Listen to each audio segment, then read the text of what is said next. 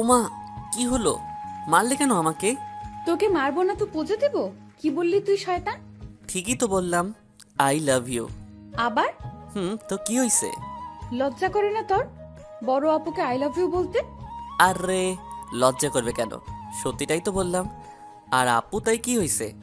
আরে তুমি টেনশন নিও না, তুমি তো আর আমার আপন বোন না, আর মামাতো বোনকে বিয়া করা তো নিষেধ নাই। আর তাছাড়া তুমি তো মাত্র 1 বছরের বড়, নো প্রবলেম। ওই শয়তান, তোর ঘ্যানর ঘ্যানর বন্ধ করবি নাকি আরো কয়টা লাগাবো? আরে তোমার কানে প্রবলেম তো ডাক্তার দেখাও না কেন? মানে কি হয়েছে? আমি বলছি তোমাকে ভালোবাসি, আর তুমি বলছো ঘ্যানর ঘ্যানর করছি। আজীব তো। ও মাই গড, আমি কি যে করি! কেন, কি করবা আবার? আমাকে ভালোবাসো, তাহলে তো সব সমস্যার সমাধান হইয়া যায়। ওই শয়তান, তুই কি দিয়ে তৈরি রে? আরে আমি না, তুমি আমার পাঁজরের হাড্ডি দিয়া তৈরি, কারণ আমি তোমার স্বামী হব, আর তুমি আমার বউ হবে। আর বউ তো জামাইয়ের পাঁজরের হাড্ডি দিয়া তৈরি, বুঝলা মাই ডিয়ার পাগলি? উফ, কি যে করি! এ তো আমাকে পাগল করে ছাড়বে। আমিও তো চাই তুমি পাগল হও, শুধুই আমার জন্য। ফাটিয়ে চড় দেবো একটা। দাও, না করলো কে জানু। খবরদার, আমার নাম রিয়া, কতদিন বলেছি এসব উল্টো পাল্টা নামে আমাকে ডাকবি না। আমি ভালোবেসে যা ডাকবো তাই শুনতে হবে, পারলে ঠেকিও। ওই, তুই আমাকে এত জ্বালাতন করিস কেন রে? আরে আমার জন্ম হয়েছে তোমাকে জ্বালানোর জন্য, আর তোমার জন্ম হয়েছে আমার জ্বালাতন সহ্য করার জন্য, সোনা। দেখ, তুই আমার কাজিন, কাজিনের মতোই থাকবি। ডিঙ্গাবার চেষ্টা করবি না, আমি তোর সিনিয়র, কথাটা মনে রাখবি। সিনিয়র বলেই তো ভালোবাসি, জুনিয়র হলে তো স্নেহ করতাম। কথাটা বলে হাসিতে মেতে উঠল রাজ। রিয়া রাগে ক্ষোভে আর কিছু বলে না, সে ক্যাম্পাস ত্যাগ করলো। রাজ হেসেই যাচ্ছে। রিয়া আর রাজ মামাতো ভাই বোন, দুজনের বাবাই নামকরা কোম্পানিতে চাকরি করে। আলাদা অ্যাপার্টমেন্ট থাকলেও একই ভার্সিটিতে পড়ে ওরা দুজন। যদিও রিয়া রাজার থেকে বয়সের আর ক্লাসের দিক থেকেও বড়। রাজ রিয়াকে অনেকদিন ধরে ভালোবাসে, বেশ চঞ্চল স্বভাবের বলেই মনের কথাটা নির্দ্বিধায় বলতে পারে রাজ। কিন্তু রিয়ার কাছে যেন রাজ চোখের বালি, ওর কাছ থেকে পালাতে পারলেই বাসে। বিকালে বাসায় এসে চেঁচামেচি শুরু করে দেয় রিয়া। বাবা, বাবা! কি রে, কি হয়েছে? বাসায় এসেই চিৎকার চেঁচামেচি শুরু করে দিয়েছিস কেন? আসলে হাত মুছতে মুছতে বললেন রেহনা বেগম। মা, বাবা কোথায়? তোর বাবা তো এখন অফিস থেকে ফিরেনি, কেন বলতো? মা, ওই রাজকে কিছু বলবা? আমার লাইফটা হেল করে দিচ্ছে ছেলেটা। ওই ছেলের জন্য আমি ক্যাম্পাসে গিয়ে শান্তি পাই না। এই পাগলি, ছেলে ছেলে করছিস কেন? ও না তোর কাজিন? হ্যাঁ, কাজিনকে জাস্ট কাজিনের মতোই থাকতে বলবা। ফোন করে বলে দিও ও যেন ওর লিমিট ক্রস না করে। বলে হনহন করে নিজের রুমে চলে গেল রিয়া। পিছন থেকে রেহনা বেগম বলতে লাগলেন, যাক বাবা, এর আবার কি হলো? আর রাজই বা কি করলো? রেহনা বেগম রাজের মায়ের নম্বরে কল দিলেন। হ্যালো, কে আপা? হ্যাঁ, কেমন আছিস? আসমা বেগম রাজের মা। ভালোই আছি আপা। আপনার কি অবস্থা? ভাইজানের শরীরটা ভালো আছে? হ্যাঁ রে, ভালোই আছে। রাজ কোথায়? রুমে আছে, ডাকবো? ডাক তো দেখি। রাজের মা রাজকে ডেকে ফোনটা হাতে দিয়ে চলে গেল। হ্যাঁ মামি, বলো। এই বাজি, রিয়ার সাথে কি করেছিস তুই? রিয়া যেন কে মামি? মায়ের খাবি বলে দিলাম। কি করেছিস কি? মামি, তুমি কি আমার রিয়া জানুর কথা বলছো? না, আমার বাপের মাথার কথা বলছি। রাখছি, তোর সাথে কথা বলে পাগল হতে চাই না। হ্যাঁ তাই করো, আমাদের স্বামী স্ত্রীর কথার মাঝে এসো না। কারা স্বামী স্ত্রী? আমি আর আমার ওয়াইফ। হাই হাই, এই কি অলক্ষণে কথা! তুই আবার কবে বিয়ে করলি? করিনি, করব। কাকে? বুরুকুসকে বলল রিয়ার মা। আমার রিয়া জানুকে, বুঝলা? রাখি, বাই বাই, টাটা। ফোনটা কেটে দিল রাজ। রিয়ার মা ফোনের দিকে তাকিয়ে আছে আর হাসছে। পরের দিন ক্যাম্পাসে কয়েকজন বন্ধু মিলে বসে আছে রাজ। এমন সময় রিয়া ঢুকলো ভার্সিটির প্রাঙ্গণে। সানিকে দেখিয়ে বলল, এই দেখ তোর ভাবি চলে এসেছে। কে আমার ভাবি? ওই আমার রিয়া জানু। শোনো, ও কিন্তু তোকে পছন্দ করে না, তাহলে তুই কেন বেহার মতো ওর পিছনে পড়ে আসিস? আমার কাছে কিন্তু তোর সবকিছু বাড়াবাড়ি লাগছে। আরে থাম তো, বক বক করিস না, দেখতে দে। দেখ ওকে কি দেখতে লাগছে। বেশ খুশি মনে রাজ বলল, সত্যি রে, আজ রিয়া ভাবিকে সত্যি অনেক কিউট লাগছে। ওই সানির বাচ্চা, তুই রিয়াকে ভাবি বললি কেন? যাক ভালোই করেছিস। মানে? মানে এবার তাকিয়ে দেখ মামা। রিয়া বান্ধবীদের সাথে ভার্সিটির বড় বটগাছতলার নিচে বসে আড্ডা দিচ্ছিল। তখনই রাজ দৌড়ে সেখানে চলে আসলো। ও রিয়া রিয়া, ওই সানির বাচ্চা আজ তোমাকে ভাবি ডেকেছে। আমি তো জানি তুমি রাগ করবা না, বরং খুশি হইছো। ঠিক বলছি না? এই শয়তান, সমস্যা কি তোর? হবু বরকে কেউ শয়তান বলে বোকা? কে আমার হবু বর? আমি। এইবার কিন্তু বেশি হয়ে যাচ্ছে। আমি কিন্তু ফুফাকে বলে দিব। ভালোই হবে। আমাদের বিয়ের ডেটটা তাহলে তাড়াতাড়ি ফিক্সড করে নিবে, আমরা তাড়াতাড়ি একে অপরের কাছাকাছি আসতে পারবো। যাই হোক, কবে বলবা বাবাকে? এ কে রে ভাই? বলি এক আর বুঝে আরেক। আমি ঠিকই বুঝি, তুমি বুঝতে চাও না। হুঁ। যাবে এখান থেকে? যদি না যাস তাহলে দিব 2টা চর। কোথায় দিবা? মানে? চরগুলি কোথায় দিবা জিজ্ঞাসা করলাম। আমার মাথা। রেগে গিয়ে বলল রিয়া। তো দাও না, আমাকে বলছো কেন? মাথায় চর খেলে মাথার জটগুলো খুলবে, তাহলে আমার কথাগুলো তোমার মাথায় তাড়াতাড়ি ঢুকবে। যাবে এখান থেকে? একটা জোরে ধমক দিল রিয়া। যাচ্ছি। এইভাবে মানুষ মানুষকে ধমক দেয়? হনান করে চলে গেল রাজ। রিয়া কপাল কুঁচকে নিচের দিকে তাকিয়ে বসে আছে। যাই বল, ছেলেটা কিন্তু তোকে সত্যি অনেক ভালোবাসে। কি বললি? ভালোবাসে? এইসব ছ্যাচরা ছেলের ছ্যাচরা ভালোবাসার কোনো দরকার আমার নেই, বুঝলি তুই? স্যাসরা বলছিস কেন? ও তো তোর কাজিন, তাই না? আর ভালোবাসে কি কখনো স্যাসরা হয়? কাজিন বলে কি আমার মাথা কিনে নিয়েছে? আর এই কাজিনের অজুহাতে ওর বার বেড়েছে। আমিও কিছু বলতে পারছি না, শুধু আমার কাজিন তাই। না হলে ও যেভাবে আমার পেছনে ছ্যাচরার মতো পড়ে আছে, কবেই ওর শিক্ষা দিয়ে দিতাম। তুই ভালোবাসার মানেই বুঝিস না। তুই তো খুব বুঝিস, এবার চুপ থাক। দেখতে পাচ্ছিস না ওই ছেলের জ্বালায় বেচারা কি ডিপ্রেশনে আছে। আচ্ছা, তোর কেমন ছেলে পছন্দ রিয়া? জানি না দোস্ত, কিন্তু এই ছ্যাচরা মার্কা ছেলে যে আমার পছন্দ না, সেটা জেনে রাখ। বুঝলাম না, রাজকেও তোর ভালো লাগে না, আবার কেমন ছেলে পছন্দ সেটাও জানিস না। তাহলে কি জানিস তুই? বাদ দে না ভাই, কেমন ছেলে আমার পছন্দ সেটা সময় হলেই বলে দেব। ওকে, তাহলে চল উঠি এইবার। রাতে বাসায় ডাইনিংয়ে খেতে আসলো রিয়া, সাথে মা ও বাবা। রিয়া খাচ্ছে এমন সময় কাশতে শুরু করলো রিয়া। মা, পানি দাও তাড়াতাড়ি। এই নাও। পানির গ্লাসটা হাতে নিয়ে ঢকঢক করে সব পানি খেয়ে নিল রিয়া। আবারও ভাত খাওয়া শুরু করতেই কিছু মনে বাজলো তার। মাকে বলল, মা, তুমি তো আমাকে পানি দাওনি। আর শিউলিও।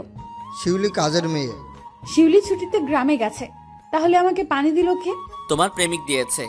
রিয়ার কানের কাছে চিৎকার দিয়ে বলে উঠল রাজ। ওর কথা শুনে রিয়াসও সবারই হার্ট অ্যাটাক করার মতো অবস্থা। সবার সামনে, ইনফ্যাক্ট বাবার সামনে কি করে এই কথা বলতে পারলো ও? মা, এই বাড়িতে কি করছে? এটা কোন ধরনের কথা রিয়া?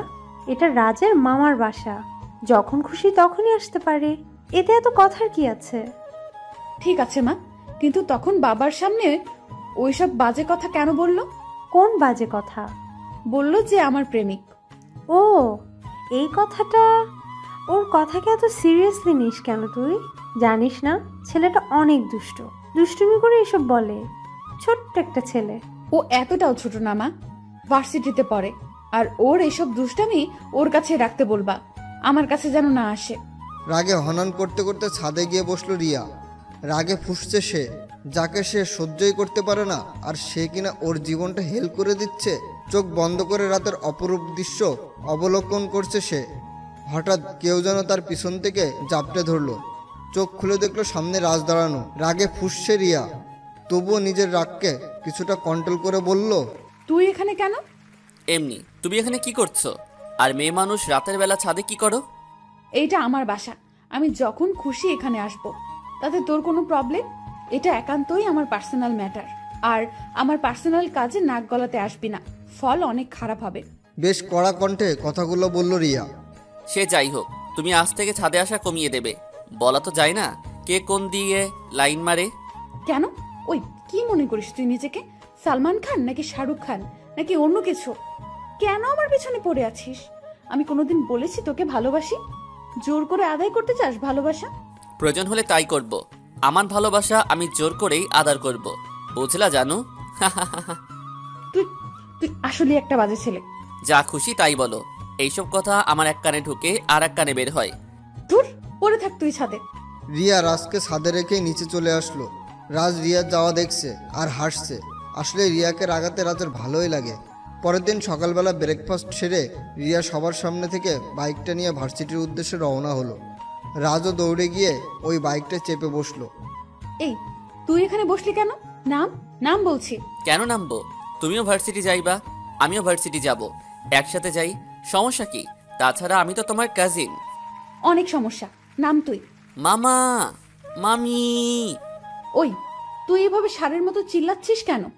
তুমি আমাকে না নিয়ে গেলে মামাকে বলে দিব তোমার বয়ফ্রেন্ড রাগ করবে বলে আমাকে তোমার সাথে রিক্সায় নিচ্ছ না। মানে? ব্ল্যাকমেইল। দেখে নিব তোকে। অনেক সময় পাইবা দেখার, এখন ভার্সিটি যাই, সময় কম। ভার্সিটির গেটে কোনো মতে গিয়ে বাইকটা থামিয়ে দিল সে। নাম এখন। ওকে পাগলি সোনা, বাজে কথা রাখ, যা এখান থেকে।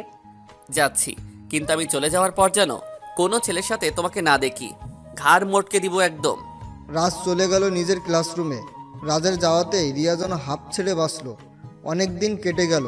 রিয়ার উপর রাজের করা রোমান্টিক অত্যাচারগুলো যেন আরোই বেড়ে গেল। রিয়া পদে পদে ওকে অপমান করছে, কিন্তু সেগুলো যেন রাজের গায়েই লাগছে না। একদিন সকালে ভার্সিটি যাওয়ার জন্য তৈরি হচ্ছিল রাজ। এমন সময় রাজের মা এসে রাজের সামনে এসে দাঁড়ালো। হাবভাব দেখে মনে হচ্ছে খুব রেগে আছেন তিনি। সেদিকে ভ্রুক্ষেপ না করে মাকে জিজ্ঞেস করলো রাজ, কি ব্যাপার, কিছু বলবে মা? তুই কি এখনো বাচ্চা আছিস রাজ? হঠাৎ এসব বলছো কেন? তুই রিয়ার সাথে এমন কেন করিস? তুই এখন বড় হয়েছিস, সেটা তোর বোঝা দরকার। কি করি আমি আমার জানুর সাথে? খবরদার, একদম আজে বাজে নাম বলবি না। রিয়া আমাকে ফোন করে সব বলেছে তুই কেন ওর সাথে সারাক্ষণ ঝামেলা করিস। ও, ওই পাগলি আমার নামে তোমার কাছে নালিশ করেছে? দাঁড়াও, দেখাচ্ছি মজা। খবরদার, আর কোনো উল্টাপাল্টা কিছু করবি না। দেখোই না কি হয়। মায়ের কাছ থেকে নিজের রুমে চলে এলো রাজ। রিয়াকে ফোন দিল সে। কয়েকবার রিং বেজে কেটে গেল, কিন্তু রিসিভ হলো না। আরেকবার কল দিতেই ফোন রিসিভ হলো। হ্যালো, জানু তুমি কোথায়? সেটা জেনে তুই কি করবি? প্লিজ বলো, দরকার আছে। ফোন রাখ, বিরক্ত করবি না। বলো না কোথায় আছো? আছো কত দূরে আমারে মনের? রিয়ার ইচ্ছের বিরুদ্ধে নিজের অবস্থান জানালো রাজকে। অনেক জেদ করছিল তাই। রাজ 15 মিনিটে সেই স্থানে পৌঁছে গেল। রিয়া সহ আরও কয়েকটা বান্ধবী মিলে সামনে একটা স্টল বেঞ্চে বসেছিল। রাজ সেখানে গিয়ে কাউকে কল দিল। কিছুক্ষণ পর একটা ছেলে আসলো সেখানে। ছেলেটা কিছু একটার সাথে পা লেগে পড়ে যাওয়ার অভিনয় করে। রিয়ার গায়ের উপরে পড়ে। রিয়া তাড়াতাড়ি ছেলেটাকে 2 হাত ধরে ফেলে, আর রাজ সাথে সাথে সেটা ক্যামেরাবন্দি করে নেয়। রাজ মুচকে হাসতে থাকে। আসলে প্ল্যানটা রাজেরই ছিল, আর ছেলেটা রাজেরই একটা বন্ধু, নাম লিমাত। রাজি ওকে রিয়ার সামনে এসে পড়ে যাওয়ার অভিনয় করতে বলেছিল। রাজ একটা শয়তানি হাসি দিয়ে সেখান থেকে কেটে পড়ল কেউ দেখার আগেই। বিকেলে সবেমাত্র রিয়া বাসায় ফিরেছে। এমন সময় রিয়ার বাবা বেশ কড়া চোখে মেয়ের পথ আটকে দাঁড়ালো। রিয়া বেশ অবাক হলো বাবার এমন ব্যবহারে। কি হয়েছে বাবা? কি হয়েছে এটা তুমি জিজ্ঞাসা করছিস? জানিস না কি হয়েছে? না তো, কি হয়েছে? মা বলো তো কি হয়েছে? বাবা এমন করছে কেন? ভাবতেও আমার ঘৃণা লাগছে। তুই আমার মেয়ে, প্রেম করছিস ভালো কথা, তাই বলে নিজের মান সম্মান, আমার মান সম্মানের মাথাকে রাস্তাঘাটে যা ইচ্ছা তাই করবি? মানে বুঝলাম না কিছু। কি করেছি আমি? এগুলো কি? ছবিগুলো রিয়ার সামনে ধরলো রিয়ার বাবা। ছবিগুলো দেখে রিয়া বেশ অবাক। এটা তো সেই ছেলেটা যার সাথে সকালে পড়ে ধাক্কা খেয়েছে রিয়া। এসব ছবি কে তুললো, আর বাবার কাছে বা আসলো কিভাবে? কি বলছি উত্তর দাও। রোমান্স করার জায়গার কি অভাব পড়েছে যে পাবলিক প্লেসে তোমাকে খুশি করতে হবে? বাবা এটা তো আমি। থাক, আর বলতে হবে না। এখন থেকে ক্যারেক্টার ঠিক করার চেষ্টা করো। তোমার সম্মানের ভয় না থাকলেও আমার আছে। কথাগুলো বলে রিয়ার সামনে থেকে চলে গেল রিয়ার বাবা। রিয়ার মাথায় কিছু ঢুকছে না, মাথা হ্যাং হয়ে এমন সময় একটা হাসির আওয়াজ এলো তার কানে। পাশে তাকিয়ে দেখলো কিছুটা দূরে রাজ দাঁড়িয়ে তার দিকে হাসছে। রিয়ার আর বুঝতে বাকি নেই এটা কার কাজ। তবুও কিছু বলল না সে। নিজের রুমে চলে গেল। নিজেকে শান্ত করতে পারছে না রিয়া। ছাদে চলে গেল সে। গিয়ে দেখলো ছাদের কর্নারে দূর নাই রাজ বসে আছে। রিয়া আস্তে আস্তে রাজের পাশে গিয়ে বসলো। রাজ এক পলক রিয়ার দিকে তাকিয়ে আবারও চোখ নামিয়ে নিল। কেন করছিস এমন? কি করেছি? আমি ভালো করেই জানি কাজটা তোর, আর ওই ছেলে যে তোর বন্ধু সেটাও জানি। আমি তো ওর ধাক্কাটা সামলালাম, আর তুই এটাই ইউজ করলি। আসলে এটা আমার প্ল্যান ছিল তোমাকে সাহায্য করার জন্য। মানে? মানে একেবারে পানির মতো পরিষ্কার। তুমি আমার মায়ের কাছে নালিশ করে বকা শুনিয়েছো, তাই আমিও তোমাকে বকা শোনালাম। ব্যাস 50-50। রিয়া রাগে আগুন, কিছু বলতে পারছে না। শুধু এইটুকুই বলছি, শোন, আজকে থেকে তোর প্রতি আমার ঘৃণা আরো বেড়ে গেল। বলেই ছাদ থেকে চলে গেল। রাজ ছলছল দৃষ্টিতে তার দিকে তাকিয়ে থাকলো। এই প্রথম রাজের মনে রিয়ার কথা দাগ কাটলো, তার অপমানের অপমানিত বোধ করলো। সেদিন রাজ মামার বাসায় আর থাকলো না, নিজের বাসায় চলে এলো। কেন যেন রিয়ার বলা ঘৃণার কথাটা সে মেনে নিতে পারছে না। বাসায় এসে নিজের রুমে ঢুকে দরজা নক করে দিল সে। সন্ধ্যা গড়িয়ে রাত হয়ে গেছে। রাজের মা আসমা বেগম কিছুক্ষণ পরপর ছেলেকে ডাকছে, কিন্তু কোনো সাড়া শব্দ পাচ্ছে না। কিছুটা চিন্তায় পড়ে গেলেন তিনি। তার এই চঞ্চল ছেলে তো কখনো এরকম করে না, আজ হঠাৎ কি হলো? কিছুক্ষণ পর রাজের বাবাও চলে এলো। আসমা বেগমকে ছেলের রুমের সামনে পায়চারি করতে দেখে জিজ্ঞেস করলেন, কি ব্যাপার, এখানে এভাবে পায়চারি করছো কেন? কি হয়েছে? তুমি কখন এলে? এই তো এইমাত্র এলাম। কি হয়েছে, কোনো প্রবলেম? দেখো তো, ছেলেটা বাড়িতে আসার পর থেকে সারাদিন দরজা বন্ধ করে বসে আছে, খাওয়া দাওয়াও কিছু করলো না। ডাকছি, দরজাও খুলছে না। আচ্ছা সরো তো, আমি দেখতেছি। ওই বাবু, রাজবাবু। ছেলেকে অনেক ভালোবাসেন মনির সাহেব, এখনও ওকে ছোট্ট খোকাটি ভাবে। কি হয়েছে তোমার? কে কি বলেছে অন্তর, আমাকে বলো। রাজেরও একটা দুর্বলতা, বাবার কথা না শুনে পারল না সে, কারণ বাবাকে সে অনেক ভালোবাসে। কেউ কিছু বলেনি আব্বু। তাহলে মন খারাপ করে আছো কেন? এই এমনি মাথা ব্যথা করছিল তাই। মাথা ব্যথা? আমাকে ফোন করে বলোনি কেন? তোমার মাকে বলতে পারতে। চলো। কোথায় যাবো আব্বু? তোমাকে নিয়ে ডাক্তারের কাছে যাব। আব্বু সামান্য ব্যথা, এখন ঠিক হয়ে গেছে। ঠিক তো? হুম। ঠিক আছে, ফ্রেশ হয়ে এসো, একসাথে বসে ডিনার করব। ওকে আব্বু। বাবার জন্য কত দরদ, একটু বলতেই বেরিয়ে সব আবদার পূরণ করা হচ্ছে। আমি যে এতক্ষণ চেঁচিয়ে গলা ফাটালাম, সেটার কোনো ভ্যালুই নেই দেখছি। অভিমানের সুরে কথাগুলো বলল আসমা বেগম। মায়ের কথায় রাজ আর রাজের বাবা দুজনেই হেসে দিল। দিন যেতে লাগলো। রাজ এখনো আগের মতোই চঞ্চলই রয়ে গেছে। যদিও সেদিন রাতে মন খারাপ করেছিল, কিন্তু পরের দিন সকাল থেকে সব কিছু মাথায় মেমোরি থেকে ডিলিট করে দিয়েছে সে। এটাই তার স্বভাব, কারো দেয়া কষ্ট মনে গেঁথে রাখতে পারে না সে, সব ভুলে যায়। রাজের এক্সাম শুরু হয়ে গেল। এক্সামের কারণে দিনরাত বেশ পড়তে হচ্ছে তাকে, যার জন্য রিয়ার সাথে আগের মতো দেখা হচ্ছে না তার। রিয়াও বেশ খুশি এতে, মনে মনে দোয়া করে যেন সারা বছরই রাজের এক্সাম থাকে। শেষে এক্সামের দিন রাতে রাজ টেবিলে বসে পড়ছিল। হঠাৎ রিয়ার চিন্তা মাথায় ঢুকলো তার। সঙ্গে সঙ্গে কল দিল তাকে। প্রথমবার রিং হতেই রিসিভ হয়ে গেল। বেশ অবাক হয়ে রাজ বলল, কি ব্যাপার আমার রিয়া জানু, আমার ফোনের অপেক্ষায় ছিলে মনে হচ্ছে। আমার তো খেয়ে দেয়ে কোনো কাজ নেই যে তোর মতো একটা শয়তানের ফোনের অপেক্ষায় থাকবো। ফোনে গেম খেলছিলাম, তাই কল আসতেই রিসিভ করে গেছি। সে যাই হোক, কি করছো এখন? আজাইরা সময় নষ্ট করছি আর কি।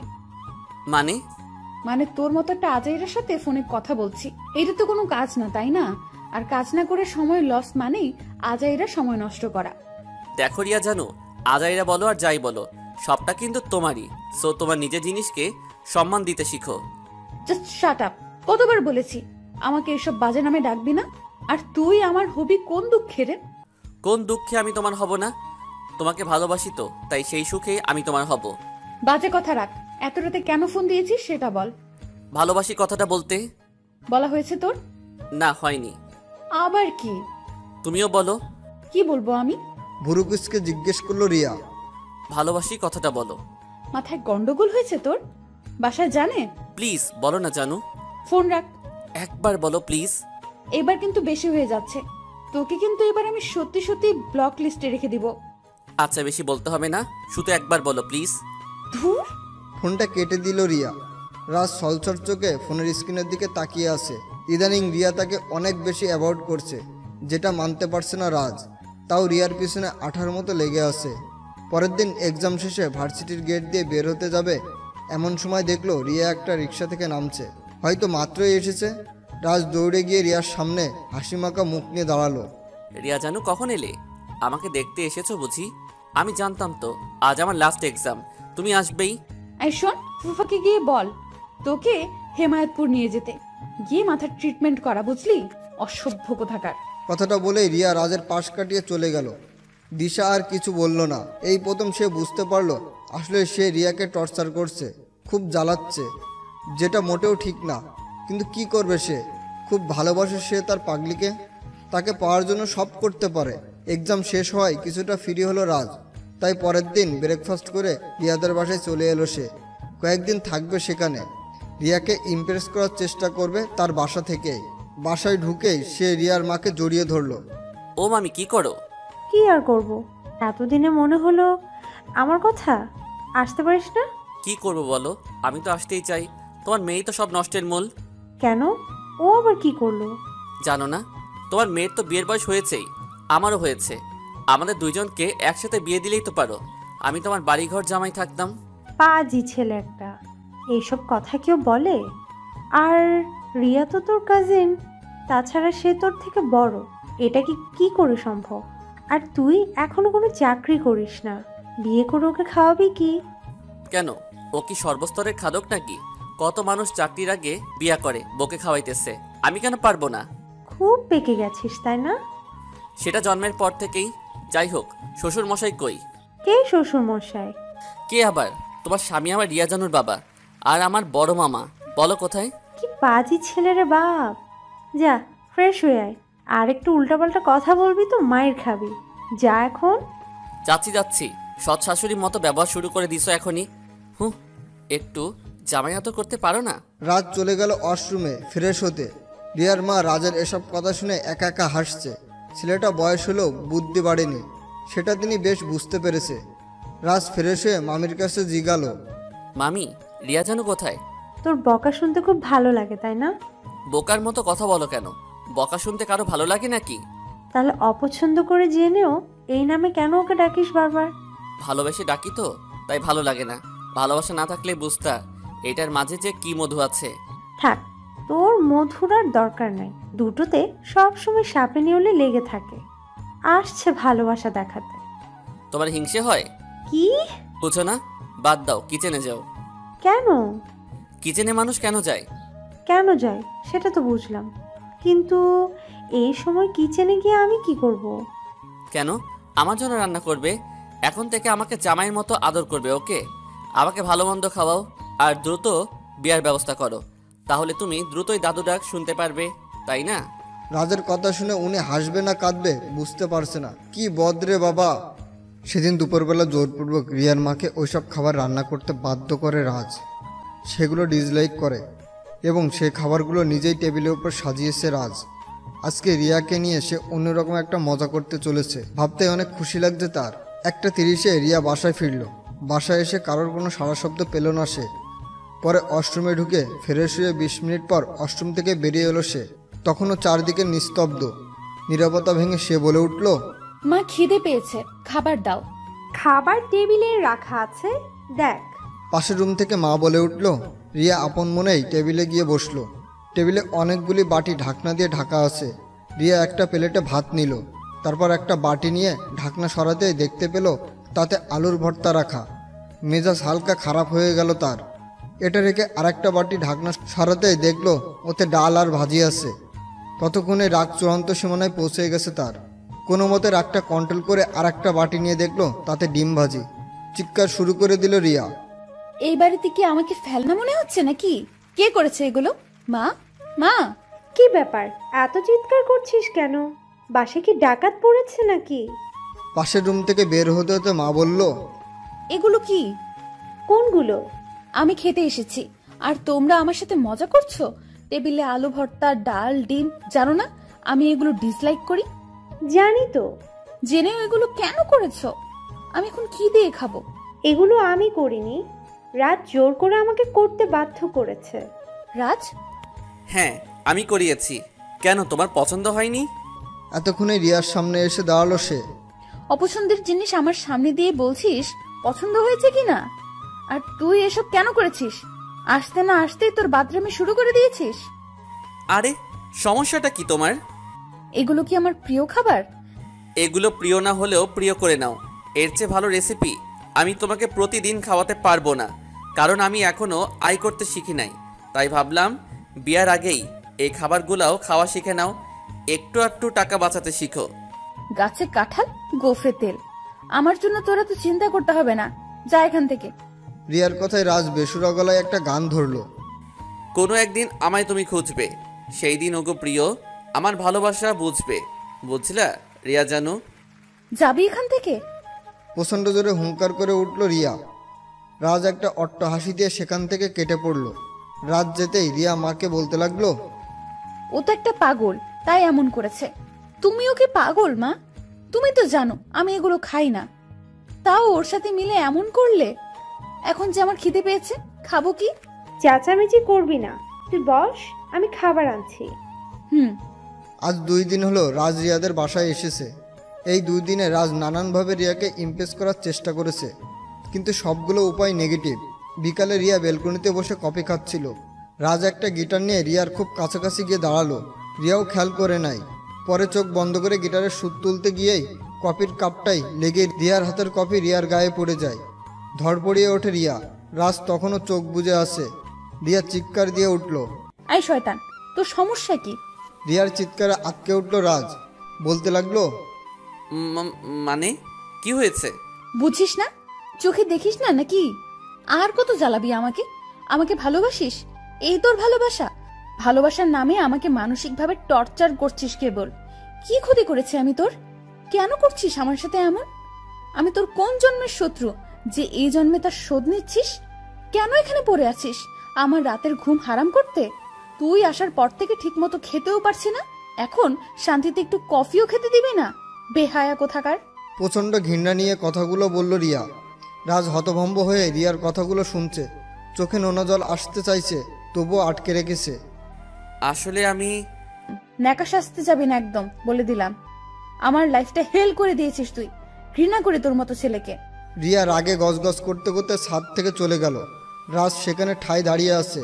আজ রাজ রিয়ার কথায় অনেক কষ্ট পেল, তাই আর এক মুহূর্ত সেখানে থাকলো না। আজই চলে যাবি? আর কিছুদিন থেকে গেলে পারতি। আরেকদিন আসবো মামি, আব্বুর জন্য মনটা বড্ড টানছে। তুমি যেও একদিন। সময় পেলে নিশ্চয়ই যাব, তুই আসিস কিন্তু। আচ্ছা, এখন আসি তাহলে। সাবধানে যাস। রাজ চলে এলো নিজের বাসায়। আসলে রিয়ার বলা কথাগুলো রাজের মনকে শান্তি দিচ্ছিল না। বারবারই মনে হচ্ছিল সে অন্যায় করেছে, থাকলে হয়তো অন্যায়ের বোঝা বাড়তেই থাকতো। তাই তখনই ব্যাগগুলো গুছিয়ে নিজের বাসায় চলে আসলো রাজ। ছাদে দোলনাতে বসে আছে রিয়া। মাথায় চিন্তা ঘুরপাক খাচ্ছে তার। আসলে তখন রাজের সাথে এতটা বাজে বিহেভ না করলেই হতো। শুধু শুধু এতগুলো কথা শোনালো তাকে। আচমকা কেন যেন এত রাগ উঠে গেছিল বুঝতেই পারছে না সে। ছেলেটা তো তখন ইচ্ছা করে এমন করেনি। মনের ভুলে একটু কফি না হয় তার গায়েই পড়ে গেছিল, তাই বলে এতটা কটু কথা বলা উচিত হয়নি তার। সরি বলা উচিত। এসব কথা ভাবতে ভাবতে মায়ের রুমে গেল রিয়া। চারপাশে চোখ বুলিয়ে দেখলো মা একাই বেডে শুয়ে আছে। রাজ ও রুমে নেই, কিন্তু এই সময় রাজার তো এখানেই থাকার কথা। এসব ভাবছিল রিয়া। তখনই মা বলল, কিছু বলবি রিয়া? হ্যাঁ, না মানে। কি মানে করছিস? বলে ফেল, কি হয়েছে? মা, রাজ কোথায়? ও তো বাসায় চলে গেছে। মনের মধ্যে ধুক করে উঠল রিয়ার। কখন গেল মা? তখন তো দেখে গেলাম বাসায় আছে। বিকেলেই গেছে। দেখলাম ছেলেটার মনটা খারাপ। জিজ্ঞাসা করতেই বলল ওর বাবার জন্য নাকি মনটা টানছে, তাই চলে গেল। কিন্তু ওর তো কয়েকদিন থাকার কথা ছিল মা। হ্যাঁ, কিন্তু হঠাৎ যে কি হলো। আচ্ছা, বাদ দে। রিয়া রুমে চলে গেল। নিজের কাছে খুব খারাপ লাগছে। ছেলেটাকে সরি বলতে হবে। আচ্ছা আকাশ, বলতো ভালোবাসা মানে কি শুধুই কষ্ট? কেন, কি হয়েছে রাজ? কিছু হয়নি, বল না। জানি না তো, আমি তো কখনো কাউকে ভালোবাসিনি, তাই এর মানেও বলতে পারি না। তুই রানীকে জিজ্ঞাসা কর। ওই হারামি, তুই জানিস না? তাহলে আমি জানবো কিভাবে? আমিও কখনো ভালোবাসিনি কাউকে। পাশ থেকে রনি বলে উঠল, থাক, তোদের কাউকে কিছু বলতে হবে না। খামোকা টেনশন করে মাথা খারাপ করতে পারবো না। ফুচকা খাবো, চল একটু আড্ডাবাজি করে আসি। তাই চল। 3 বন্ধু মিলে ক্যাম্পাসে গিয়ে ফুচকা কিনে খেলো। মনের মধ্যে অনেক কষ্ট থাকলেও সবার সামনে স্বাভাবিক থাকার আপ্রাণ চেষ্টা করে চলেছে রাজ। ফুচকা খাওয়া শেষ হলেই ক্লাসে যেতে নিলেই কোথা থেকে রাজের সামনে এসে দাঁড়ায় রিয়া। রাজ অবাক হয়ে রিয়ার দিকে তাকিয়ে আছে। তুই চলে এলি কেন কাল? আব্বুর কথা মনে পড়ছিল, তাই। আমার কথায় কষ্ট পেয়েছিস তুই? নিজেরকে নিজের পরে শুধু শুধু অন্যের কথায় কষ্ট পেতে যাব কেন? সরি। কেন? এমনি। ও আচ্ছা, আমার ক্লাসে দেরি হয়ে যাচ্ছে, পরে কথা হবে। রাজ চলে গেল ক্লাসে, রিয়াও নিজের গন্তব্যস্থানে চলে গেল। সরি বলাটা যেন তার কর্তব্য ছিল, সেটা বলতে পেরেই তার শান্তি। দিন যেতে লাগলো, রাজ এখনও আগের মতোই চঞ্চল আছে। যদিও সেদিন অনেক অভিমান ছিল রিয়ার উপর, কিন্তু সরি বলার পর গোলে পানি হয়ে গেল। এখনও রিয়াকে সামনে পেলে তার ভালোবাসা ঝুড়ি নিয়ে হাজির হয় সামনে। রিয়া এত বিরক্ত হয়, তাও সেটা সামলে নেয় রাজ। তার বিশ্বাস সরি যেহেতু বলেছে তাহলে নিশ্চয়ই সে রাজকে ভালোবাসে। ভালো না বাসলে অযথা সরি বলতে আসবে কেন? সেদিন রিয়া তার কয়েকজন বন্ধু মিলে বান্ধবী নিয়ে ক্যাম্পাসে বসে আড্ডা দিচ্ছিল। তাদের মধ্যে একটা ছেলে ছিল যে রিয়ার সাথে খুবই ঘনিষ্ঠ হয়ে বসেছিল। রাজের নজর থেকে সেটা এড়ায়নি। রাগে ফুঁসতে ফুঁসতে রিয়া সহ বাকিদের সামনে গিয়ে হাজির হলো সে। রিয়া সহ বাকিরা রাজের দিকে তাকালো। রাজ বেশ রাগে ডুক নিয়ে তার দিকে তাকিয়ে আছে। ওই রিয়া, এই ছেলেটা কে আর তোমার সাথে এভাবে লেগে আছে কেন? What do you mean by লেগে থাকা? রাগী কণ্ঠে রিয়া উত্তর দিল, বুঝো না? এই ছেলে, তুই আমার জানোর সাথে লেপটে আসিস কেন? সর বলছি এখন থেকে। Just shut up. কি বাজে কথা বলছো? রিয়া কি বলছে এই ছেলেটা? ও কি বলবে? ও কি বলবে? আমার কথা শোন, লজ্জা নেই তোর? একটা ছেলে হয়ে আরেকটা পর নারীর সাথে ঘনিষ্ঠভাবে বসে আছিস, বেয়াদব কোথাকার। রিয়া, ও কিন্তু ওর সীমা ছাড়িয়ে যাচ্ছে। ওকে কিছু বলবা নাকি আমি এখান থেকে চলে যাব? রিয়ার হাত ধরে রেখে কথাগুলো বলল ছেলেটা। যা না। না, কে করেছে? কে তোকে? হাত ছাড় বলছি, আমার জানুর হাত ছাড়। বলে এক ঝটকায় রিয়ার হাত থেকে মেয়েটির হাত ছাড়িয়ে ধাক্কা দিল রাজ। ধাক্কায় কিছুটা দূরে ছিটকে পড়ল ছেলেটা। রিয়া এবার আর নিজের রাগকে কন্ট্রোল করতে পারল না। এক ঝটকায় রাজের সামনে গিয়ে ওর গালে ঠাস ঠাস করে দুইটা চড় মেরে দিল। আরেকটা চড় দিতে যাবে তখনই তমা ওর হাত ধরে ফেলে।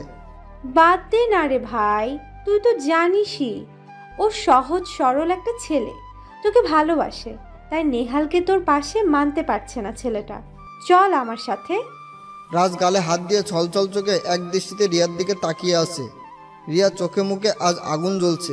রিয়া ধীর পায়ে রাজের দিকে এগিয়ে গেল। রাজের হাতটা ধরল সে। রাজ ছলছল চোখে অবাক হয়ে রিয়ার দিকে তাকিয়ে আছে। রিয়া বলতে লাগলো, এই হাত দিয়ে তুই নেহালকে আঘাত করেছিস তাই না? তোর এত সাহস! তুই কি জানিস আমি রিয়া এখানে তোর কি করতে পারি? আমি চাইলে অনেক আগেই তোকে শায়েস্তা করতে পারতাম, কিন্তু তুই আমার কাজিন। শুধুমাত্র এটা ভেবে তোকে আমি ছাড় দিয়েছি। কি মনে করিস তুই নিজেকে? আমার বয়ফ্রেন্ড? আরে তোর মতো ছ্যাঁচড়া ছেলেকে আমি বানাবো আমার বয়ফ্রেন্ড? আমি ছ্যাঁচড়া? অবাক চোখে রিয়াকে জিজ্ঞাসা করলো রাজ। হ্যাঁ, ছ্যাঁচড়াই তো। যে ছেলে নিজের বয়সে বড় কাজিনকে বারবার তার ছ্যাঁচড়া ভালোবাসার কথা বলতে আসে, আমার কাছে সে ছ্যাঁচড়া ছাড়া আর কিছুই না। খুব কঠিন গলায় কথাগুলো বলেছে রিয়া। রাজ শুধু অবাক দৃষ্টিতে রিয়ার দিকে তাকিয়ে আছে আর তার কথাগুলো শুনছে। রিয়া আবারও বলতে লাগলো, কি বলেছিস তুই নেহালকে? ও বাজে ছেলে, ও বেয়াদব। আরে ও তোর চাইতে অনেক অনেক ভালো। বাজে তো তুই, নির্লজ্জ তো তুই, যে কিনা বারবার মানা করা সত্ত্বেও নির্লজ্জের মতো আমার পিছনে পড়ে থাকে। নেহাল কোনো বেয়াদব ছেলে না, বেয়াদব তো তুই। আর একটা কথা, কি যেন বলেছিলি তুই? ও আমার কে? তাহলে শুনে রাখ, ও নেহালি আমার বয়ফ্রেন্ড। ওকে আমি ভালোবাসি আর ওকেই বিয়ে করব। কানে গেছে কথাটা? এবার যা আমার সামনে থেকে, কখনো আমার সামনে আসবি না, থার্ড ক্লাস ছেলে কোথাকার। রিয়ার শেষ কথাটা শুনে যতটা রাজ অবাক হয়েছে তার চেয়ে বেশি অবাক হয়েছে নেহাল আর বাকিরা। নেহাল অবশ্যই রিয়াকে আগে থেকেই পছন্দ করে, কিন্তু কখনো বলা হয়নি। আর এই রিয়াও নেহালকে জাস্ট ফ্রেন্ড হিসেবে মানে। কিন্তু আজ ওকে নিজের বয়ফ্রেন্ড ভাবতেই খুশির রেখা বয়ে যাচ্ছে নেহালের শরীরে। রাজ কিছুক্ষণ রিয়ার দিকে তাকিয়ে থেকে তারপর নেহালের দিকে তাকালো। নেহালের সামনে গিয়ে মাথা নিচু করে, আমাকে মাফ করে দিবেন ভাইয়া। আগে জানতাম না আপনারা দুজন দুজনকে ভালোবাসতেন, তাহলে কখনোই এর মাঝে আসতাম না। আঘাত করার জন্য দুঃখিত। ছোট ভাই ভেবে মাফ করে দিবেন। ছলছল চোখে কথাগুলো বলল রাজ। তারপর এক দূরে নিজের ক্লাসরুমে চলে গেল। আকাশ আর রনি দূরে দাঁড়িয়ে এতক্ষণ সবটাই দেখছে। রাজের পিছনে তারাও ক্লাসে চলে গেল জলদি। রিয়া, তুমি আমাকে ভালোবাসো, কখনো বলোনি কেন? জানো, আজ আমি অনেক খুশি। I am so happy Riya. Riya কিছু বলছে না, এখনো রাগে তার শরীর কাঁপছে। মিম বলল, মিথ্যে কেন বললি রিয়া?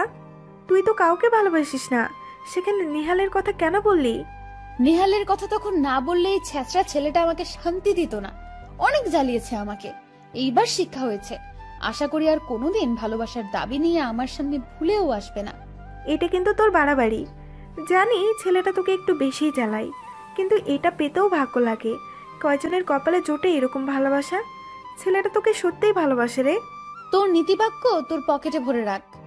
নেহালের দিকে তাকিয়ে রিয়া বলল, নেহাল আমাকে ভালোবাসতে তোমার কোনো আপত্তি আছে? কি বলছো তুমি রিয়া? আপত্তি থাকবে কেন? তুমি তোমার বাবা মায়ের একমাত্র মেয়ে। তোমাদের টাকা পয়সা বাড়ি গাড়ির কোনো অভাব নেই। তাছাড়া তুমি আমার স্বপ্নের রানী। তোমার ভালোবাসতে আমার কেন আপত্তি থাকবে? ওকে ডান, আজ থেকে তুমি আমার বয়ফ্রেন্ড।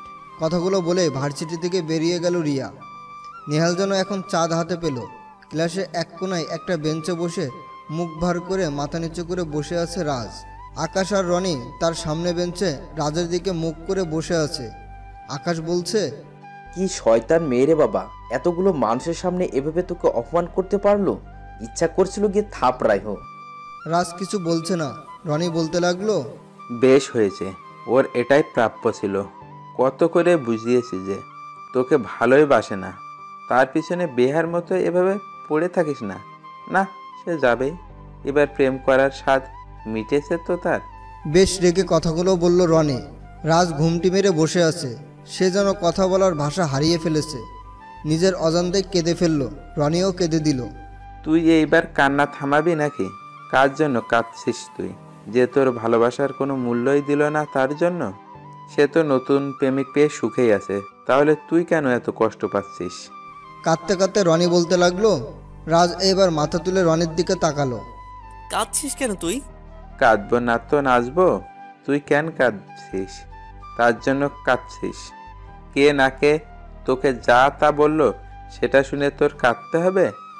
আরে জীবনটা তোর, এটাকে তোর মতো সাজিয়ে নে, জীবনটাকে ঠিক কর।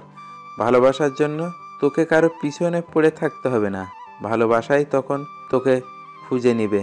রাজ রনিকে জড়িয়ে ধরে আরো জোরে কেঁদে দিল। আসলে ছেলেটা এত কষ্ট নিতে পারছে না। কাঁদতে কাঁদতে বলল, তোরা এত ভালো কেন রে? এত ভালোবাসিস কেন আমায়? এত ভালোবাসে কি আমার কপালে সইবে? ছেড়ে যাবি না তো আমাকে? চর খাবি একটা, বলে দিলাম। দে না, আর একটা কাল বাকি আছে তো। একটাতে চর দিলে নাকি বিয়ে হয় না, জানো তো। এতটুকু বলে রাজ থামলো। তারপর কি ভেবে আবার বলল, সরি, রিয়া তো একটাতেই দিল, তুই আর একটা দিয়ে পুরো করে দে। রাজের কথায় আকাশ আর রনি হেসে দিল। রাজ ছলছল চোখে মুচকে হাসলো। না হলে যে ওদের মন খারাপ থাকবে। তুই হঠাৎ জানো ছেলে রিয়া বললি যে? কি করব বল, তখন তো ও আমার ভালোবাসা ছিল, তাই ভালোবেসে জানু ডেকেছি।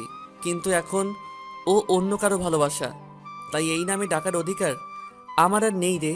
মন খারাপ করিস না রে, আল্লাহ যা করেন ভালোর জন্যই করেন। পরের দিন আর ভার্সিটিতে গেল না রাজ। সেদিন কলেজ থেকে বেরিয়ে সোজা ছাদে চলে গেল সে। খায়নি কিছু। সারা রাত কেঁদেছে ছেলেটা। কিছুতেই মেনে নিতে পারছে না তার ভালোবাসা অন্য কারোর হয়ে গেল। বাবা মা কেউ তাকে সেদিন রুম থেকে বের করতে পারেনি। এমনকি আজ সর্বপ্রথম সে সিগারেট খেলো। শুনেছে সিগারেট খেলে নাকি কষ্ট দূর হয়। কিন্তু এক প্যাকেট সিগারেট শেষ করে ফেললো, তবুও কষ্ট কমলো না। সকালে উঠে ফ্রেশ হয়ে নিজেকে স্বাভাবিক করে বাবা মায়ের সামনে গেল রাজ। রাজ, কাল কি হয়েছিল তোর? কিছু হয়নি মা, তোমরা খামোকা টেনশন করছো। তাহলে রাতে খেলিও না। এত করে ডাকলাম, কথা বলিসনি কেন? ঘুমিয়ে গেছিলাম আব্বু। কোনো সমস্যা হলে আমাদেরকে বল, আমাদের তো তোকে নিয়ে খুব টেনশন হচ্ছে। বাদ দাও, খিদে পেয়েছে, খাবো। আয়। রাজ ওর বাবা মায়ের সাথে ব্রেকফাস্ট করে নিল। ব্রেকফাস্ট করে রাজের আব্বু অফিসে চলে গেলেন, আর মা নিজের রুমে। রাজ নিজের ফোনটা হাতে নিয়ে সোজা ছাদে চলে গেল। ছাদের কর্নারে একটা চেয়ার পাতা। চেয়ারটায় বসে ফোনের কন্ট্যাক্ট নাম্বারে চোখ বুলাচ্ছে। তখনই সামনে জানু নামে সেভ করা নাম্বারটা চলে আসলো। কিছুক্ষণ নাম্বারটার দিকে তাকিয়ে থাকলো রাজ। তারপর নাম্বারটা ডিলিট করে দিল সে। থাকলে যদি কখনো মনের ভুলে রিয়াকে বিরক্ত করে, না, সে আর রিয়ার কাছে ছ্যাঁচড়া হতে চায় না। চোখ থেকে অঝরে পানি ঝরছে রাজের। পানিগুলো বারবার নিজের হাতে মুছে নিচ্ছে, তবুও পানি বাদ মানছে না। আকাশটাও আজ কালো আধারে ঢেকে যাচ্ছে। মেঘ জমেছে খুব, মনে হচ্ছে বৃষ্টি হবে। তখনই একটা গান মনে পড়ল রাজের। কত মেঘের রোদ্দুরে এ জীবন আমার, বুক পকেটে লুকিয়ে রাখি দুঃখ যে অপার। কতটা চোখের জলে হয় নোনা, সমুদ্রের হারিয়ে যাব এই আমি দূর বহুদূর। কষ্টগুলো থাক আমারই হয়ে পরাজয়, জানেই জানুক এই হৃদয়। রাজ চোখ বন্ধ করে চেয়ারে হেলান দিয়ে বসে আছে। তখনই ঝুমঝুম করে বৃষ্টি শুরু হলো। কেউ বুঝতেও পারবে না তার চোখের ভাষা। প্রায় 2 ঘন্টা এক নাগাড়ে বৃষ্টি হলো। আর এই 2 ঘন্টা রাজ ছাদের বৃষ্টির মধ্যেই বসেছিল। যখন বৃষ্টি কমলো তখন নিচে এসে ওয়াশরুম থেকে ফ্রেশ হয়ে নিজের রুমে শুয়ে পড়ল সে। এই গরমেও খুব ঠান্ডা লাগছে আজ রাজের। কম্বলটা টেনে নিজের গায়ে জড়িয়ে নিল। টানা 1 সপ্তাহ জ্বরে ভুগছে রাজ, তাই এই 7 দিনে ভার্সিটিতে যেতে পারেনি সে। ট্রিটমেন্টের কোনো ত্রুটি রাখেনি রাজের বাবা মা। একমাত্র ছেলে যে তারা অনেক বেশি ভালোবাসে। আকাশ আর রনি 2 দিন দেখা করে গেছে। আজ ভার্সিটিতে যাবে রাজ। অনেক দিন পর সবার সাথে দেখা হবে, ক্যাম্পাসটা দেখবে। ভাবতে খুশি লাগছে রাজের। পরেক্ষণে সেদিনের কথা মনে পড়তে মনটা আবারও খারাপ হয়ে গেল। কিন্তু না, এসব নিয়ে মাথা ঘামালে চলবে না। রনি তো তাকে বলেই দিয়েছে নিজের লাইফটা নিজের মতো করে সাজাতে। তাই করবে রাজ। পিছনের সব কিছু ভুলে গিয়ে আজ থেকে তার জীবন নতুন অধ্যায় শুরু করবে সে। 9:30 ভার্সিটির বড় গাছটার নিচে বসে কথা বলছে নেহাল আর রিয়া। নেহাল বক বক করছে, কিন্তু রিয়া তেমন কোনো রেসপন্স পেচ্ছে না। তখন তমা আর মিম এসে উপস্থিত হলো সেখানে। তমা বলল, হ্যালো গাইস, কি খবর? ভালো। তোর কি খবর? আমি সব সময় ভালো থাকি। আচ্ছা রিয়া, রাজের কোনো খোঁজ নিয়েছিস? ছেলেটাকে সেদিনের পর থেকে ক্যাম্পাসে আসতে দেখিনি। কোনো বিপদ হলো না তো? ও মরে যাক, ওর মতো ছেলের মরে যাওয়াই ভালো। তাহলে একাই রাজত্ব করতে পারবে, তাই তো? মানে? তোতলাবে বে না। তোমার জন্যই সব হয়েছে।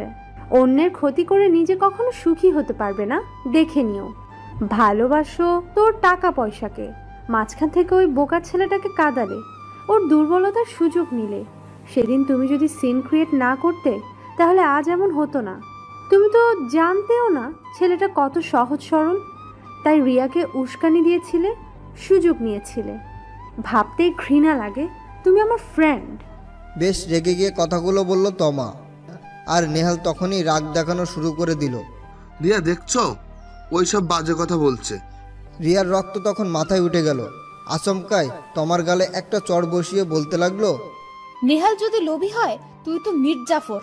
আমাদের সাথে থেকে ওই ছ্যাঁচড়া ছেলে রোকালতি করছিস। আমারও ভাবতে অবাক লাগছে তুই আমার বন্ধু। লাগবে না তোর মতো ফ্রেন্ড আমার। যা আমার চোখের সামনে থেকে। যাচ্ছি, তবে শুনে রাখো, একটা সামান্য লোভী ছেলের উস্কানিতে যে ভালোবাসাকে চিনতে পারে না, একটা লোভী ছেলের উস্কানিতে যে এতদিনের বন্ধুত্ব নষ্ট করতে পারে, সে কখনো বন্ধু হওয়ার যোগ্যতা রাখে না। আমি চলে যাচ্ছি। ভালো থাকিস বলবো না, কারণ তুই কখনো ভালো থাকতে পারবি না। পস্তাতে হবে তোকে, খুব পস্তাতে হবে। তমা ওদের কাছ থেকে চলে গেল। নেহাল বেশ খুশি, কারণ একমাত্র তমাই ছিল তার বিরোধী। এখন সেও চলে গেছে, এখন পথ ক্লিয়ার। একটা শয়তানি হাসি দিল সে। রিয়া নিচের দিকে মুখ করে বসে আছে। এমন সময় পাশে একটা হাসির আওয়াজ আসলো তার কানে। তাকিয়ে দেখলো আকাশ, রনি আর রাজ। সাথে সাথে চোখ নামিয়ে নিল সে। বেশ বিরক্ত হয়ে একা একাই বলতে লাগলো, এই চলে এসেছে, এইবার আবারও আমার হাড় মাংস জ্বালিয়ে ছাড়বে। রিয়া মুচকি হেসে আবারও রাজের দিকে তাকালো। রাজ নিশ্চয়ই রিয়ার কাছে আসবে, যে পাজি ছেলে আসবে না কেন। কিন্তু না, রিয়াকে পাশ কাটিয়ে রাজ চলে গেল নিজের ডিপার্টমেন্টের সামনে। বেশ অবাক চোখে রাজের দিকে তাকিয়ে আছে রিয়া। যে ছেলেটা রিয়ার একটা নিঃশ্বাসের শব্দ পেলে তার কাছে ছুটে আসতো, সে কিনা এতদিন পর এসেও একবারও তার দিকে তাকানোর প্রয়োজন মনে করলো না। বিষয়টা খুব হার্ট করলো রিয়াকে। তারপর নিজেই নিজেকে সান্ত্বনা করে বলতে লাগলো, ধুর, কি ভাবছি আমি? ওকে তো আমি ঘৃণা করি, প্রচন্ড ঘৃণা করি জাস্ট। রাজ নিজেকে যথাযথ স্বাভাবিক রাখার চেষ্টা করছে, কিন্তু পারছে না। রিয়ার সামনে দিয়ে নিজেকে স্বাভাবিক রেখে হাসি মুখে আসতে গিয়ে বুকটা ফেটে যাচ্ছিল তার। তাও অসম্ভবভাবে পেরেছে সে। একটা ক্লাস করে ক্যাম্পাসে গিয়ে একা একা বসে আছে রাজ। ক্লাস করতে ইচ্ছে করছে না তার। আশেপাশে অনেকেই আছে তার, সবাই যে যার মতো আড্ডা দিতে ব্যস্ত। এই এত ব্যস্ততার মাঝেও রাজই একা ভাবনার জগতে আছে। রাজ এদিক সেদিক তাকালো। কিছুটা দূরে রিয়া বসে আছে নেহালের সাথে। চোখ ফিরিয়ে নিল সে। আবারও চোখ দুটো ছলছল করছে তার। চোখগুলোকে যথাসম্ভব কন্ট্রোল করার চেষ্টা করেছে, কিন্তু না চাইতে চোখগুলো বারবার রিয়ার দিকে তাকাচ্ছে। রিয়া বেশ হাসি খুশি আছে নেহালকে নিয়ে, হেসে হেসে কথা বলছে নেহালের সাথে। হয়তো নেহালকে নিয়ে খুব সুখে আছে, বুকটা ফেটে যাচ্ছে। না, এখন আর থাকতে পারবে না সে, বাসায় চলে যাবে। চোখের সামনে ভালোবাসার মানুষটি অন্য কারোর সাথে, না, ভাবতে পারছে না সে। রিয়ার থেকে নিজেকে যথেষ্ট লুকিয়ে ভার্সিটি থেকে বের হতে যাচ্ছে, এমন সময় পিছন থেকে রনির গলা শুনতে পেল। রাজ, ওই রাজ, কোথায় যাচ্ছিস? রনির কথাগুলো গুরুত্ব না দিয়ে নিজের মতো যেতে লাগলো। রাজকে ক্লাসে দেখতে না পেয়ে ক্লাস থেকে বের হয়ে আশেপাশে খুঁজলো সে। হঠাৎ দেখতে পেল রাজ চলে যাচ্ছে, তাই সামনে এগোতে এগোতে জোরে ডাকলো সে রাজকে। রিয়া নেহালের সাথে কথা বলাই ব্যস্ত ছিল। হঠাৎই রাজের নামটা শুনে বুকের মধ্যে ধক করে উঠল। রনির দৃষ্টি অনুযায়ী গেটের দিকে তাকিয়ে দেখলো রাজ চলে যাচ্ছে। আচমকায় মনটা খারাপ হয়ে গেল তার। নেহাল ব্যাপারটা খেয়াল করলো। কি হয়েছে রিয়া? রাজ আমাকে খুব এড়িয়ে চলছে, কখনো এরকম করেনি ও আমার সাথে। আনমনে বলল রিয়া। নেহাল রেগে গেল রিয়ার কথায়। তুমি এখনো ওই ছেলেকে নিয়ে পড়ে আছো, আমাকে সামনে রেখে ওর কথা ভাবছো? রিয়ার ধ্যান ফিরল। নেহালকে বোঝাতে লাগলো সে। না মানে, রাগ করো না প্লিজ, ভুল করে ওর কথা বলে ফেলেছি। সব সময় জ্বালাতো তো তাই, আর ওকে তো সহ্যই করতে পারি না, তাই ওর কথা ভাবার কোনো প্রশ্নই ওঠে না। শেষ কথাটা বেশ কঠিন গলায় বলল রিয়া। নেহাল খুশি হয়ে বলল, ঠিক তো? 100%। দিন যেতে লাগলো। রাজ এখনো অনেকটাই স্বাভাবিক। আগের রাজ আর এখনকার রাজের মধ্যে কোনো পার্থক্য নেই, যদিও মনের মধ্যে সব কষ্ট চাপা দিয়ে স্বাভাবিক থাকার অভিনয় করছে সে। রাতে রিয়া বাসায় ফিরে সোফায় বসলো। রিয়ার মা রিয়ার পাশে এসে বসলো। রিয়াকে যথেষ্ট ক্লান্ত দেখাচ্ছে। রিয়ার মাথায় হাত রেখে মা বলল, কিছু হয়েছে রিয়া? মায়ের কথায় কিছুটা হকচকে উঠল রিয়া। নিজেকে সামলে নিয়ে বলল, কই না তো, আমার আবার কি হবে মা? কিছুদিন ধরে তোকে খুবই আনমনা দেখছি, কি হয়েছে বল আমাকে। কি যে বলো মা, আমার আবার কি হবে? তুমি খামোখাই চিন্তা করছো। কিছু না হলেই ভালো বাবা, চল খাবি। খাবার রেডি করো, আমি ফ্রেশ হয়ে আসছি। রাতের খাবার সেরে রিয়া গিয়ে শুয়ে পড়ল। কেন জানি কিছুই ভালো লাগছে না তার। ভালো না লাগার কারণটাই খুঁজে পাচ্ছে না সে। এমন সময় ফোনটা বেজে উঠল তার। রিসিভ করতে ইচ্ছা করছে না, তাও করলো। তা না হলে হয়তো নেহাল রাগ করবে। ইচ্ছার বিরুদ্ধে কানে ধরে কথা বলতে শুরু করলো সে। হ্যালো নেহাল। কি করছো রিয়া? এই তো শুয়ে আছি, তুমি? শুয়ে আছি। খেয়েছো? আচ্ছা, কেন ফোন করেছো? কেন ফোন করেছি মানে? রিয়া, আমি তোমার বয়ফ্রেন্ড, আমি যখন তখন তোমাকে ফোন করতে পারি, তাই না? ও সরি, আসলে একটু আনমনা হয়ে গেছিলাম। হ্যাঁ, ইদানিং তুমি খুবই আনমনা। আমি তো এখন পুরনো হয়ে গেছি। ন্যাকামো করে বলল নেহাল। এই ছিছি, এসব কেন বলছো? তোমাকে আমি ভালোবাসি, আর ভালোবাসি কি কখনো পুরনো হয়? কথাটা রিয়া নেহালকে বলল ঠিকই, কিন্তু বলে আবার ভাবতে লাগলো, আমি কি নেহালকে সত্যিই ভালোবাসি? না না, আমি তো রাজের কাছ থেকে মুক্তি পেতে আর রাগের মাথায় ওকে ভালোবাসার কথা বলেছিলাম। কিন্তু এখন কি হবে? এই ছেলেটা যে আমাকে সত্যিই ভালোবাসে, এখন যদি আমি মানা করি তাহলে ও তো কষ্ট পাবে। কি হবে এখন? কি হলো রিয়া, হারিয়ে গেলে নাকি? হঠাৎ নেহালের কথায় ভাবনার জগৎ থেকে বেরিয়ে এলো রিয়া। না না, বলো। বলছিলাম কি, কিছুদিন পর আমার বার্থডে। তাই? কই বলনি তো। এই তো বললাম। তোমার বার্থডে কবে? এই তো সামনের শুক্রবার। এখন বল, বার্থডেতে আমাকে কি গিফট দিবা? আই বোকা, গিফট কি কেউ চেয়ে নেয়? আর কি দিব সেটা এখনো ডিসাইড করিনি, মাত্রই তো খবর পেলাম। সময় হোক গিফট পেয়ে যাবা। গিফটটা কিন্তু খুব দামি, কিছু দিতে হবে, না হলে আমার ফ্যামিলির সামনে আর ফ্রেন্ড সার্কেলের সামনে আমার মাথা কাটা যাবে, বলে দিলাম। এখন রাখি, বাই। নেহাল ফোনটা রেখে দিল।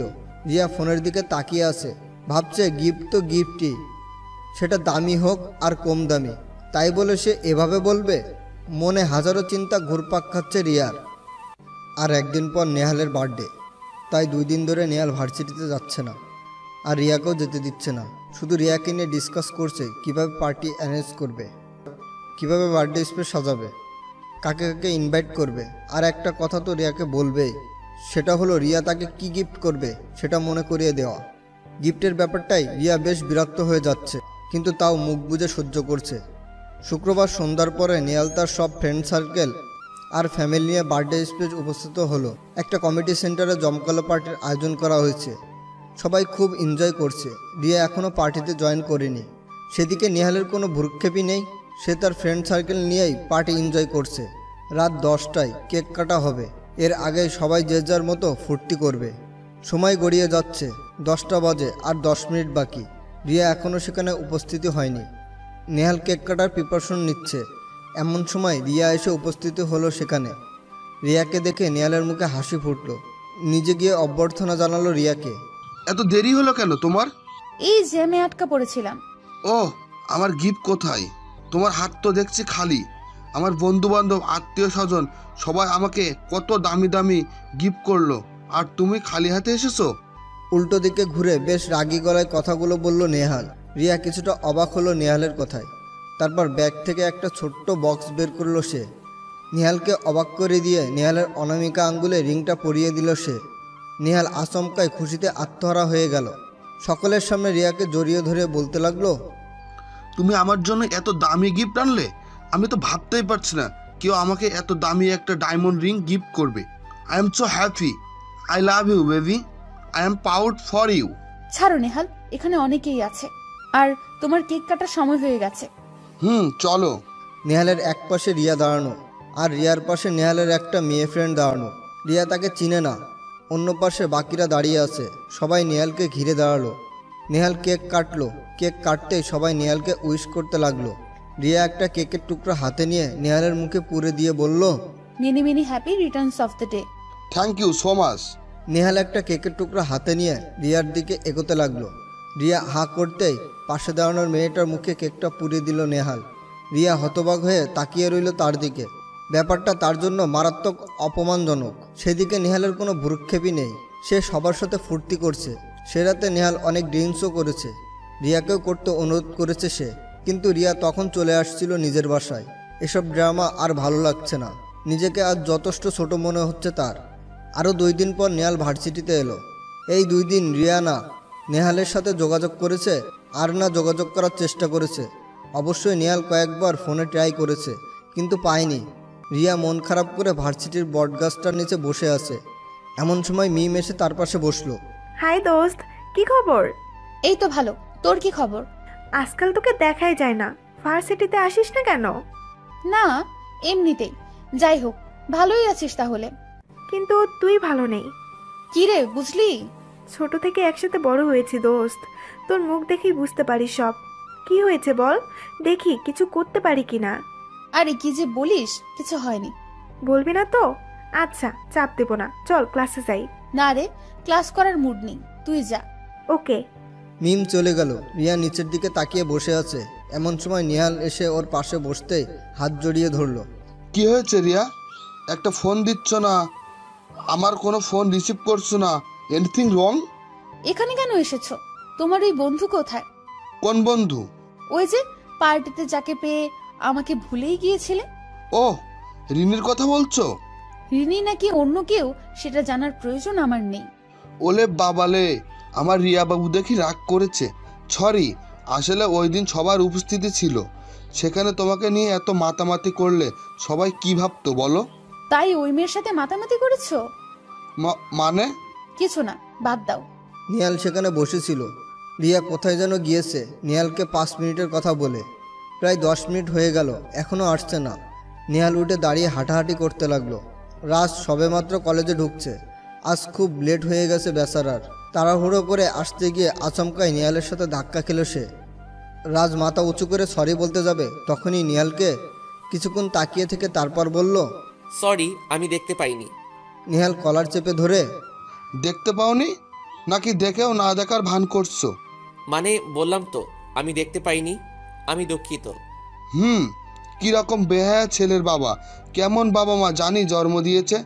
পরের ভালোবাসা কেড়ে নেওয়ার জন্য আর কত নাটক না জানি করবে। খুব অপমানজনকভাবে কথাগুলো বলল নেহাল। বাবা মাকে নিয়ে কথা বলায় প্রচণ্ড রেগে গেল রাজ। শরীরের সমস্ত শক্তি দিয়ে নেহালের বুকে 2টি ঘুষি বসিয়ে দিল। ছিটকে দূরে গিয়ে পড়ল নেহাল। রিয়া ফিরছিল নেহালের কাছে, তখনই দেখতে পেল রাজ নেহালকে মারছে। মাথার রক্ত গরম হয়ে গেল তার। দৌড়ে নেহালের পাশে এসে দাঁড়ালো। কি হয়েছে নেহাল? রিয়াকে দেখে ন্যাকা কান্না করে দিল নেহাল অভিনয় করে। খুবই মন খারাপ করে বলতে লাগলো, রিয়া, তুমি চলে যেতেই ওই ছেলেটা আমার কাছে এসে আমাকে সাঁচাতে লাগলো আমি নাকি ওর ভালোবাসা তোমাকে ওর কাছ থেকে কেড়ে নিয়েছি। আমি কত করে বললাম আমরা দুজন দুজনকে ভালোবাসি, কিন্তু ওর বারবারই আমাকে সাঁচাতে লাগলো, গালি দিতে লাগলো।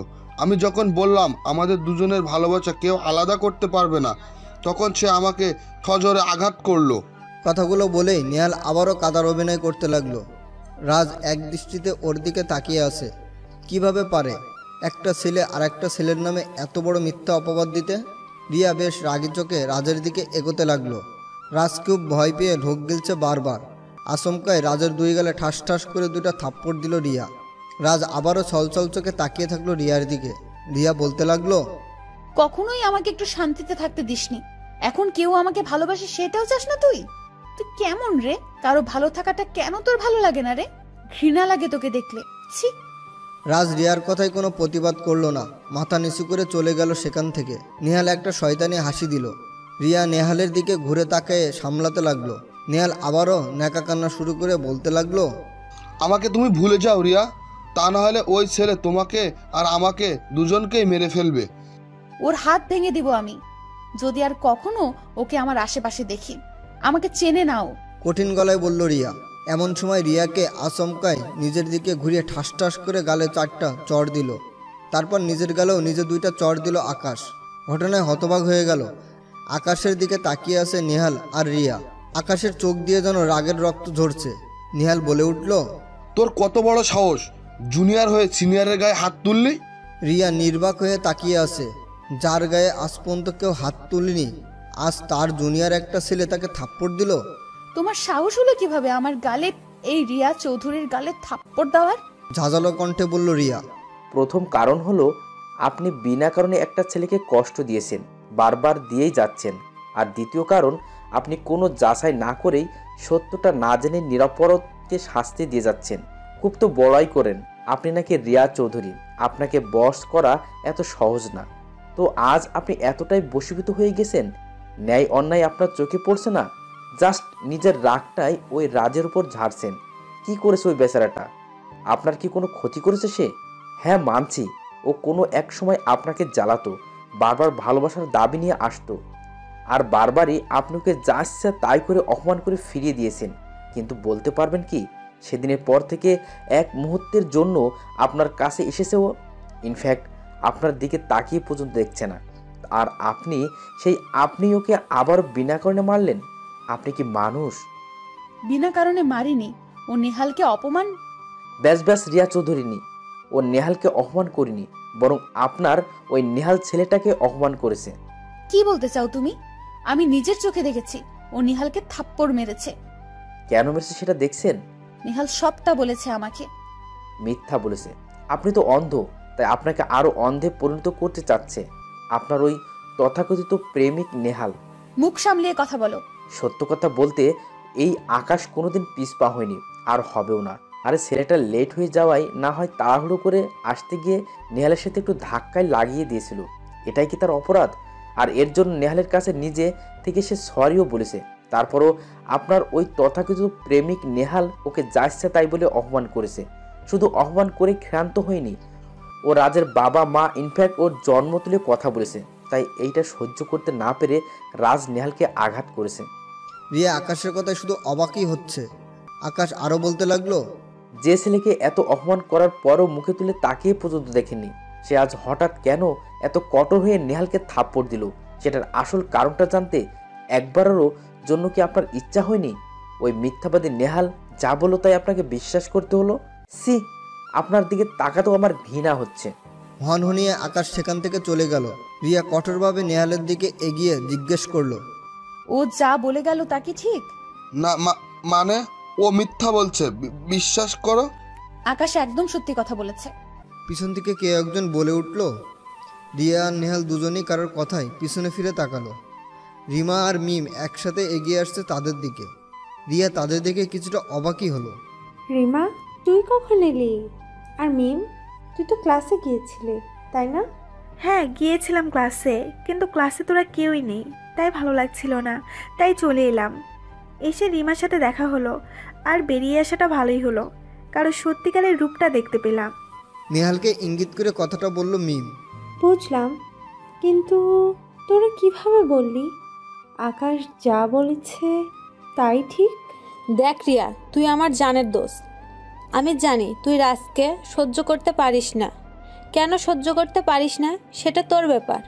তুই ওকে অপছন্দ করতি বলে আমিও ছেলেটাকে অবজ্ঞা করতাম, কিন্তু বিশ্বাস কর আজ ছেলেটার কোনো দোষ ছিল না রে। আমরা সবটা নিজের চোখে দেখেছি দূর থেকে। কি দেখেছিস তোরা? আকাশ যা বলেছে তাই দেখেছি। ছেলেটা তাড়াহুড়ো করে আসতে গিয়ে নেহালের সাথে ধাক্কা লেগে যায়। তার জন্য ছেলেটা ক্ষমাও চেয়েছে নেহালের কাছে, কিন্তু নেহাল ও ছেলেটাকে যা তাই বলে অপমান করেছে। ইনফ্যাক্ট ওর জন্ম আর বাবা মাকে নিয়েও কথা বলেছে। এমন অবস্থায় তুই কি করতি বল? নিশ্চয় চুপ করে বসে থাকতি না। এমন কথায় সে রেগে গিয়ে নেহালকে একটা থাপ্পড় দিয়েছে, আর তুই কি না? এতটুকু বলে রিমা থামলো। রিয়ার শরীর রাগে থরথর করে কাঁপছে। রিমা আবারও বলতে লাগলো, আজ নিজের চোখে দেখলাম নেহালের ক্যারেক্টার। ও যে এমন ক্যারেক্টার ছেলে আমার জানা ছিল না। ও একটা বিশ্রী মন ও মানসিকতার ছেলে, আর সে এই রকম একটা বিশ্রী মনের ছেলের কথা উঠা বসা করে, তার কথা সত্যতা যাচাই না করে অন্যের উপর জুলুম করে। তার মন মানসিকতা আরও বেশি বিশ্রী। বেশ রেগে কথাগুলো বলল রিমা। মিম বলল, দেখ রিয়া, জীবনটা একান্তই তোর। তোর জীবনটা তুই কিভাবে সাজাবি, কার সাথে শেয়ারিং কেয়ারিং করবি, সেটা একান্তই তোর ব্যাপার। কিন্তু বন্ধু হিসেবে তোকে কিছু উপদেশ দিতেই পারি আমরা, সেটা মানা না মানা তোর ব্যাপার। রিয়া আর চোখে মিমের দিকে তাক